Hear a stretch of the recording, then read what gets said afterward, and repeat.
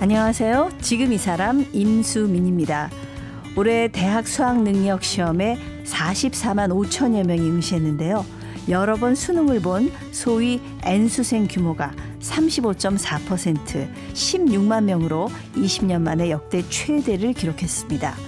이들 수험생 중에는 직장인, 군인, 반수생들도 많았는데요. 우리 사회의 의대 쏠림 현상, 학벌에 대한 갈망은 식을 줄을 모릅니다.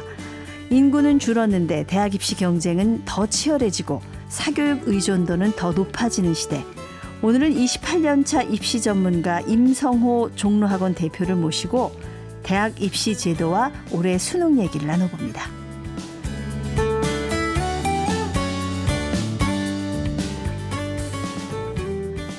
네, 임성호 대표님 모셨습니다. 안녕하세요. 네, 안녕하세요. 네, 지금이 제일 바쁠 때가 아닌가 싶습니다. 수능 성적 발표되고 나면은 임 대표님 전화가 뭐 불이 난다고 그러던데 하루에 뭐 수백 통씩 받고 혹시 그러십니까?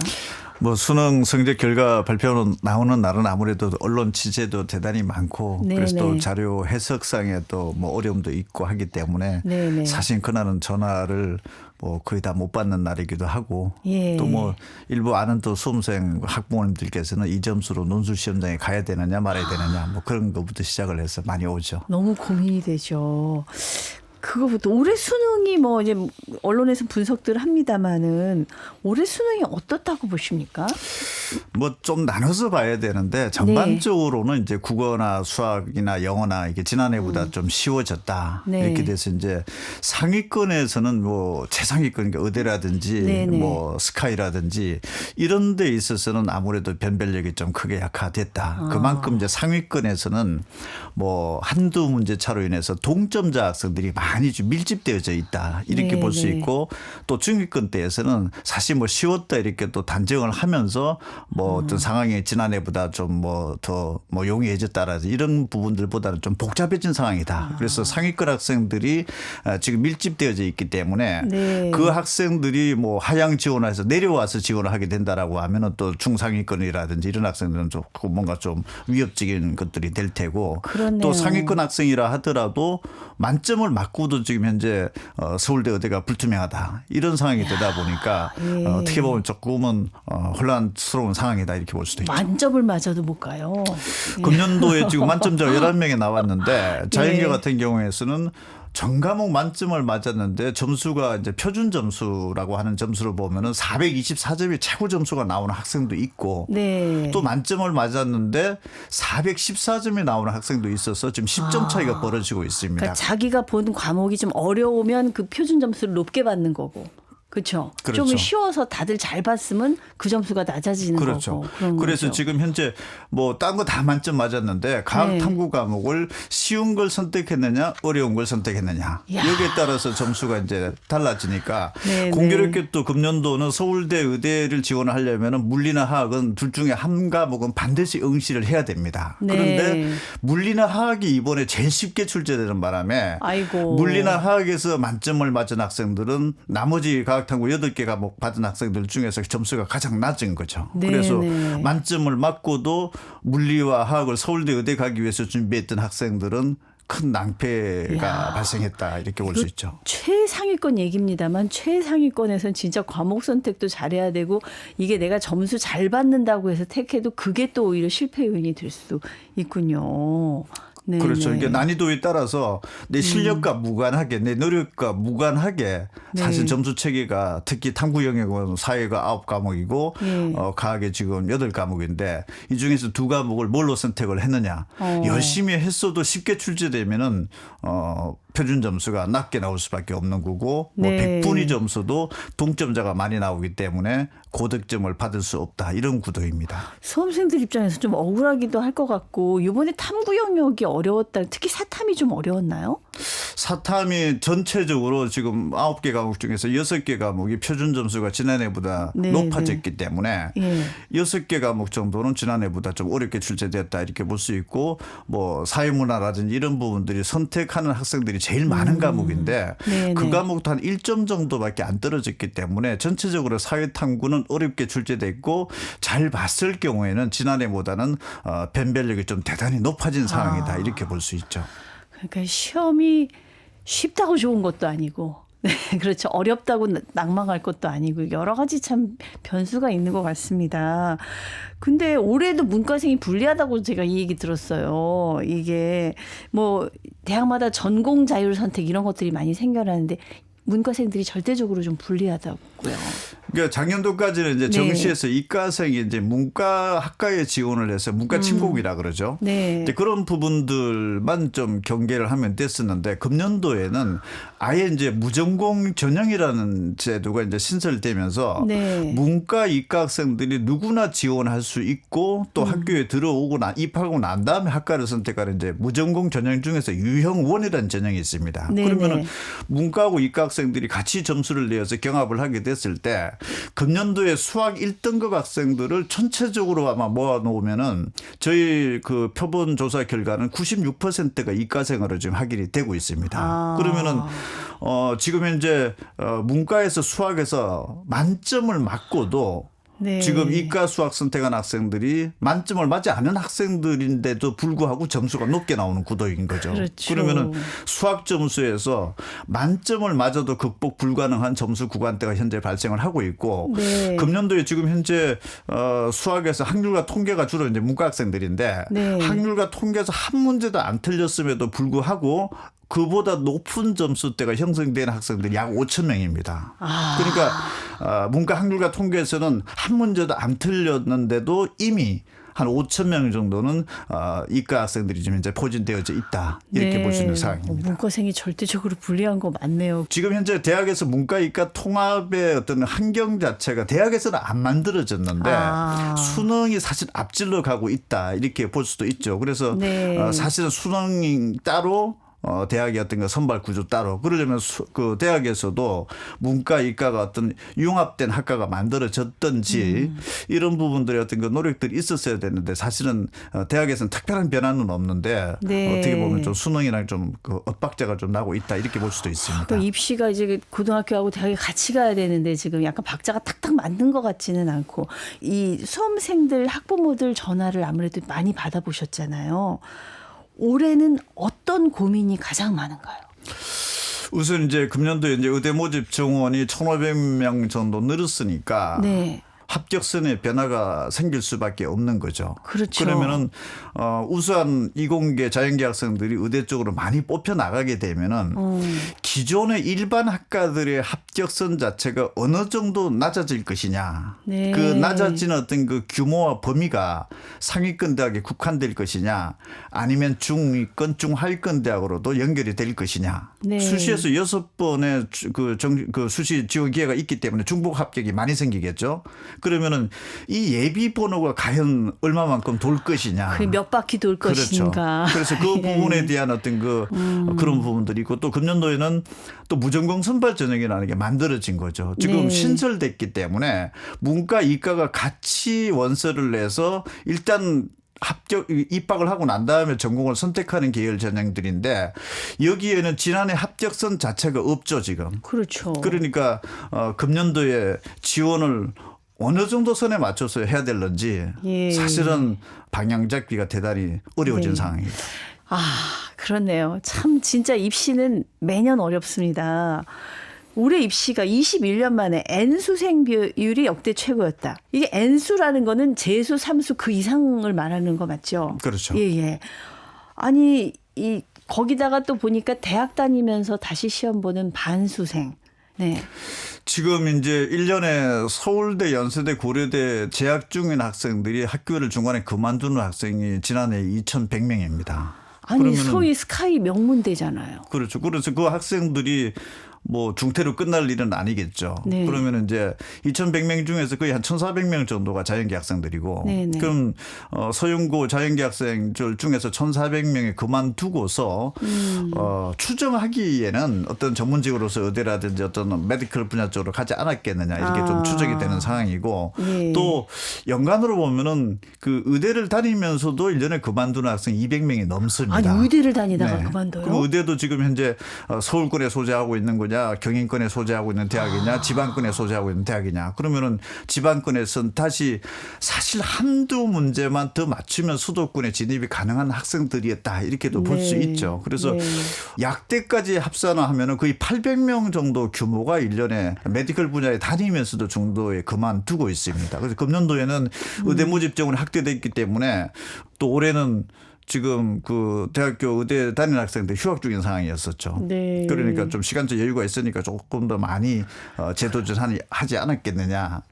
근데 사실 저희 학교 다닐 때 생각해 보면 재수를 해서 성적이 올라가는 친구도 있고 소위 망한다고 하는 친구도 있고 그러는데 실제로 이 N수생들, 재수생들의 실제 실력, 수능 점수는 어떻게 나옵니까?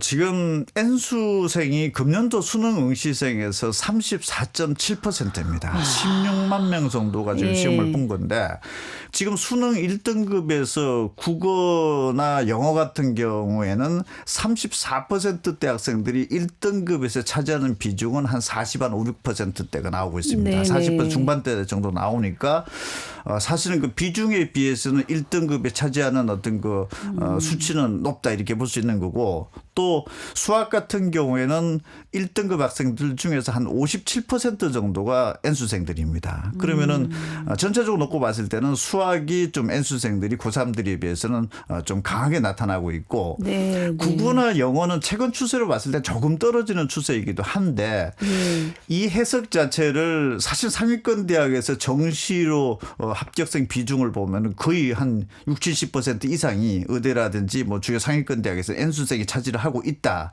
이렇게 지금 되고 있는데 만약에 지금 현재 N수생이 수학에서는 50%가 넘어가고 있고 국어나 영어 같은 경우에는 지금 현재 50%가 채 안 되는 상황으로 규모로 좀 나오고 있는데 만약에 수능 성적으로만 다 겨루었다라고 하면 비슷한 합격생 숫자가 나왔을 겁니다. 그런데 고등학교 3학년 학생들은 우수한 학생들이 대부분은 수시에 합격을 하죠. 그렇죠. 그러니까 당연히 맞아요. 정시에서 합격생은 N수생이 많다 이렇게 볼 수 있기 때문에 만약에 고3 학생이라도 지원 가능 범위 내 합격권 안에 들어왔다라고 하면은 사실 뭐 고3이라고 해서 뭐 크게 불리한 상황이다. 이렇게 뭐 너무 위축적일 필요는 없다 이런 생각이 듭니다. 근데 저는 정말 이해가 안 가는 게 저희 때는 진짜 수험생이 뭐 6, 70만 명 이렇게 됐어요. 지금은 엄청 많이 줄었잖아요. 지금 한 50만 명대 정도 되고. 다시 늘었네요? 수능 응시생으로 보면 한 40만 명대가 되는 거고 그런 그러네요. 상황입니다. 저희 때는 그 정도 더 훨씬 많은 숫자가 예전에 갔던 거의 것 한 같은데. 90만 명대 정도가 됐었었죠. 그렇게까지 갔군요.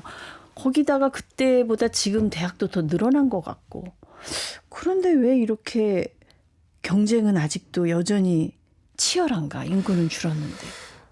80년대 학번들의 시절에서는 사실은 대학 숫자가 한 100군데 정도밖에 안 됐었죠. 그런데 지금은 학생 수가 한 개 학년에서 보면은 불과 한 50만 명 정도 때밖에 안 되고 40만 명대, 심지어 30만 명대까지 내려가 있는데 대학 수는 200군데가 된 거죠. 그러면은 대학을 들어가는 부분들은 거의 100% 대학을 간다라고 봐야 되는데 그만큼 지금 상위권 대학 수도권 대학의 어떤 쏠림 현상이 대학 수가 많아지면서 쏠림 현상은 좀 더 강하게 나타나지 않았느냐 이런 부분들이 들고 또 입시 구조가 뭐 대학을 들어가는 경로가 굉장히 현재도 많습니다.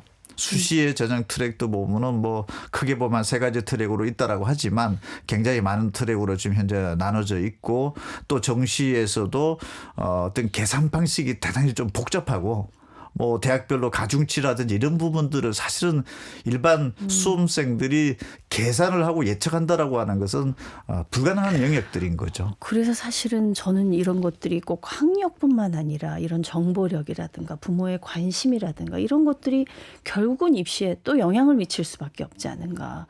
그렇죠. 뭐 입시 현장에서도 정말 저희 같은 그 분야에 있는 사람들도 정보를 찾아내고 자료 해석을 하고 통계하기가 대단히 어렵습니다. 어떻게 보면 여론조사 기관이나 다름없을 정도로 지금 현재 통계를 다루고 있다. 이런 생각도 들 때가 굉장히 많습니다. 근데 이런 경쟁에 내몰린 학생들이 사실 요즘 그 학교 현장 이런 데서 조금 정신적으로 건강하지 못한 그런 경우들이 굉장히 많이 나타나고 있다고 제가 들었어요. 실제로 학원에서도 그런 경우 많이 보지 않으십니까? 학생들도 뭐 고등학교 3학년 끝까지 수능 시험 보는 날까지 그는 기대가 뭐 상위권 중위권이든지 간에 또 그는 기대가 컸었고 네. 또 막상 대학을 결정을 하고 들어가려고 하니까 괴리감이 굉장히 큰 거죠. 그래서 뭐 상황에 따라서는 서울 수도권 학생들이 지방권으로 내려가야 된다라든지 네. 한 번도 상상할 수 없었던 일들을 또 수험생들은 또 경험을 하게 되는 거고. 인생의 처음 충격일 그렇죠. 수도 있죠. 인생에 대단히 큰 충격이고 그래서 사실 수능 시험 보자마자 바로 재수 학원으로 달려오는 학생들도 굉장히 많습니다. 처음에 개강을 하고 나면은 정말로 일주일에 한두 번 정도는 앰뷸런스가 학원으로 오는 경우도 대단히 많습니다. 어떤 학원의 어떤 생활 규범 자체가 사실 일반 학교랑은 굉장히 다르다고 볼 수 있습니다. 네. 그 아침에 학원에 오는 시간부터 학원의 생활 어떤 통제, 예. 뭐 핸드폰 반납부터 시작해서 하다못해 복장 이런 부분들이 어떻게 보면 굉장히 숨막히게 돌아가는 거죠. 네. 그리고 네. 뭐 밤 10시까지 의무적으로 자습을 그냥 강제적으로 해야 되는 거고 네. 심지어 주말에까지 학원에 나와야 되고 이런 것들의 어떤 그 생활 리듬 자체를 적응하기가 대단히 어려워서 하는 수험생들도 사실은 많습니다. 이제 그건 소위 이제 종합반 네네. 얘기고 이제 또 단과반 또 택해서 또 자기 주도가 되는 학생들은 또 그렇게 공부를 하고 그런 것 같아요. 혼자서 또 공부하는 요즘엔 독학재수라고 네네. 합니다. 그래서 그럼 인강을 보기도 하고 또 자기 스스로 학습하는 어떤 그 필요한 과목에만 중점적으로 네. 한다라는 이런 부분들이 사실 이게 또 반반으로 또 나눠지기도 합니다. 어느 예. 정도 본인 스스로 어떤 제어 능력이라든지 컨트롤이 가능한 학생, 어느 정도 학습 컨디션이 되어져 있는 학생들에게는 그게 조금 그 효과적이다라고 볼 수도 있는데 또 그렇지 않고서 기본적으로 어떤 그 학습의 어떤 그 리듬이라든지 이런 부분들이 몸에 배어 있지 않았을 경우에는 사실은 한 학기 정도를 마치고 나면은 굉장히 조금 그 혼란스럽고 방향 잡기가 어려워지는 학생들도 상당히 많긴 합니다. 사실 뭐 다른 나라엔 제가 안 살아봤습니다만 우리나라만큼 입시 경쟁이 그렇게 치열할까 이런 생각을 하게 됩니다. 대학 입시가 우리 사회에 어떤 영향을 미치고 있다고 혹 생각을 하시는지. 예. 고등학교 올라가서 이제 상대평가라는 걸 처음 받아봅니다. 어떻게 보면은 사회에 진출하기 위한 첫 관문에 있어서 네. 어느 정도 그레이드 평가를 받았는지라고 하는 부분들은 학생 입장에서는 굉장히 중요한 거고 또 충격적이 될 수도 있는 거고 사실은 수시가 지금 주요 대학들에서 한 60% 정도 뽑죠. 그럼 수시는 냉정하게 보면은 고등학교 1학년 첫 중간고사 때 결정이 거의 나고 있다. 이렇게 볼 수도 있는 거죠. 그래요? 그래서 내신이 뭐 1등급, 2등급 초반대 네. 들어왔느냐 안 들어왔느냐. 그렇지 않으면 나머지 극복 많이 할 수 있는 기회가 수능이라는 제도 하나인데 그래서 매년 11월 달에 보는 그 시험에 내신 성적이 안 좋은 학생들은 특히 거기에서 정말 큰 어떤 기대를 가지고서 이제 준비를 하는 그런 시험인데 그게 시험으로서 끝나면 괜찮은데 그 이후에 어느 대학을 갔느냐. 그다음에 또 대학 졸업한 이후에 또 어떻게 사회에서 어떤 그 길을 찾아가느냐 이런 부분들을 놓고 봤을 때는 대입 수능이라는 제도 자체는 사실 좀 힘든 것도 있지만 어떤 면에서는 학생 입장으로 봤을 때 대단히 조금 뭐 필요한 시험이기도 하고 또 어떻게 보면은 초등학교 중학교 때 그렇게 시험 제도가 없다가 내가 어느 정도 컨디션 어느 네. 정도 진로를 설정해야 될지 잘 모르다 보니까 어떻게 보면 모든 학생들이 그냥 저런 어떤 그 기본 교과목 위주로 테스트하는 수능 시험에 좀 올인하고 있는 상황도 되는데 예전에 비해서 어떤 특성화된 고등학교라든지 뭐 공부를 잘하는 학생들도 저쪽 어떤 그 특성화된 학교 쪽에서 미리미리 좀 진학을 한다라든지 이런 부분들이 예전보다는 조금은 많이 좀 사라지지 않았나 싶고 네. 그런 전문계 고등학교 들어갔던 학생들조차도 상위권 학생들은 대학을 들어가기 위해서 지금 현재 모든 노력을 다하고 있다 이런 상황으로 볼 수 있는 거죠. 사실 저는 중학교 1학년 때 그 과외금지 조치가 내려진 그 세대입니다. 그래서 사실 그게 행복인지 불행인지 중고등학교를 사교육 없이 보냈어요. 그래서 이게 참 나날이 지금 사교육 시장이 커지고 있고 물론 대표시지만 근데 이렇게 이것은 공교육의 문제인지 사교육의 문제인지 네 어떻게 생각을 하십니까? 저도 거의 한 30년 가까이 이렇게 네. 보면서 모든 정부에서는 사교육에 대해서 억제 정책이 대부분이었습니다. 네. 정책적으로. 뭐가 됐든지 간에 사교육 억제라는 부분들이 전제된 상태에서 모든 정책들이 구현이 됐었는데 제가 봤을 때 대부분의 정책들은 좀 정책적인 실패로도 볼 수 있지 않았느냐 이런 생각이 들고 가장 큰 거는 제가 봤을 때는 학원이 됐든 학교가 됐든 경쟁력이 있는 학교만이 경쟁력 있는 학원만이 살아날 수 있는 곳이었지. 네. 어떤 정책적으로 뭐 우리가 수시 학교 내신을 강화를 시키면은 뭐 소위 말하는 명문 학군보다는 비명문 학군에서 더 유리해질 것이다.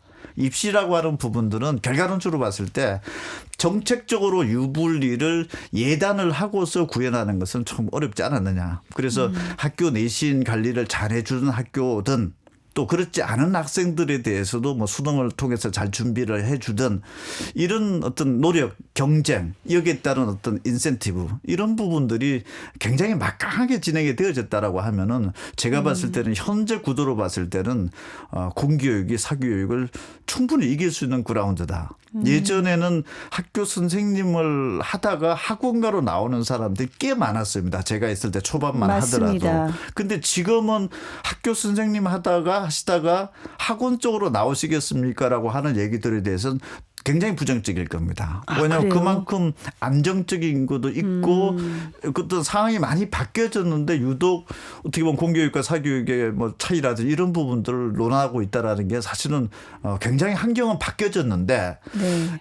어떤 사교육과 공교육에 대한 어떤 경계선 어떤 밸런스 이런 부분들은 여전하다 이런 생각이 듭니다. 그래서 가장 큰 거는 경쟁력이지 않나 싶습니다. 제가 생각할 때는 그 사교육 현장에 좀 어떤 노하우를 가지신 임 대표님 같은 분들이 좀 공교육에 좀 많이 관여를 하셔야 되지 않나. 그런 걸 좀 도입할 필요가 있지 않나 그런 생각이 좀 많이 듭니다. 네. 그렇죠. 뭐 정책적인 뭐 어떻게 보면은 뭐 모든 뭐 의대라든지 여러 가지 대학 입시 정책들 중에서 어떤 부분에 문제점이 있는 것 같습니까라고 하는 질문들은 어떻게 보면 정책을 만드시는 분들의 입장으로 봤을 때는 조금 네. 들어볼 필요가 있지 않느냐라는 생각은 듭니다. 네, 사실 들을 얘기가 너무 많아서 시간이 너무 짧아서 일단 이걸 여쭤볼게요. 이제 대학 입시가 또 개편이 되잖아요. 2028년에. 네. 이 국어, 수학, 사회과학 탐구, 직업 탐구 영역 선택 과목이 폐지되고 통합형 수능으로 출제가 된다라고 하는데 내신도 이제 9등급 상대평가에서 5등급 상대평가로 그 내신 변별력이 좀 떨어진다라고 저는 이렇게 보는데 어떻게 보십니까? 일단 9등급에서 5등급으로 되는 거니까 내신 부담은 일단 많이 완화된 거죠. 예. 근데 예. 그거는 뭐 부인할 수 없이 완화됐다 이렇게 볼 수 있는 거고 그러면은 뭐 좋은 학교에 가서 내신 경쟁이 치열해진 부분들은 그만큼 덜 할 것이다.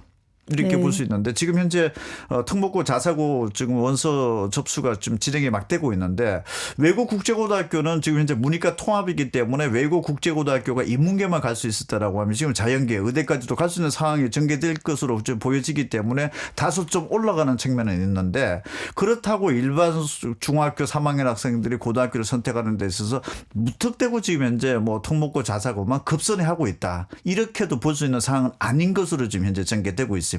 결과적으로 고등학교 선택지가 대한민국에서 그다지 많지는 않다라는 거. 예. 주거지 환경에서 가장 가까운 곳에서 어떤 그 편리성 위주로 고교를 선택을 하고 있지.